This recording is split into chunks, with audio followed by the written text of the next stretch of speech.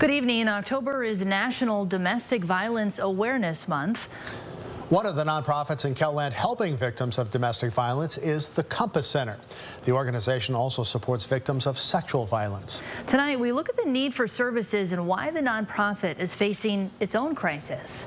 The need for services at the Compass Center grows year after year.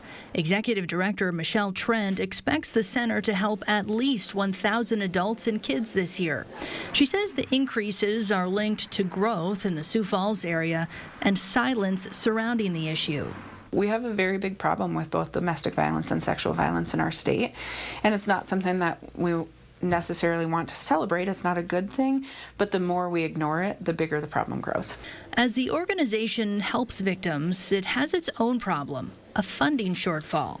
Part of the problem is linked to a decrease in funding through the Federal Victims of Crime Act. In 2021, we received about $400,000 in VOCA.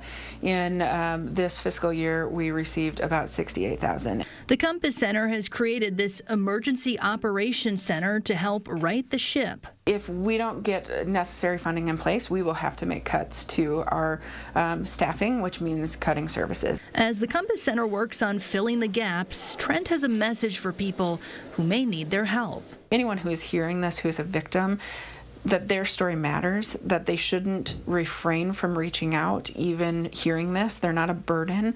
We want them to reach out. The Compass Center celebrates 50 years next year. And right now, the Compass Center is raffling off a pair of Taylor Swift concert tickets. It's $100 for a raffle ticket, and you have to enter by Wednesday.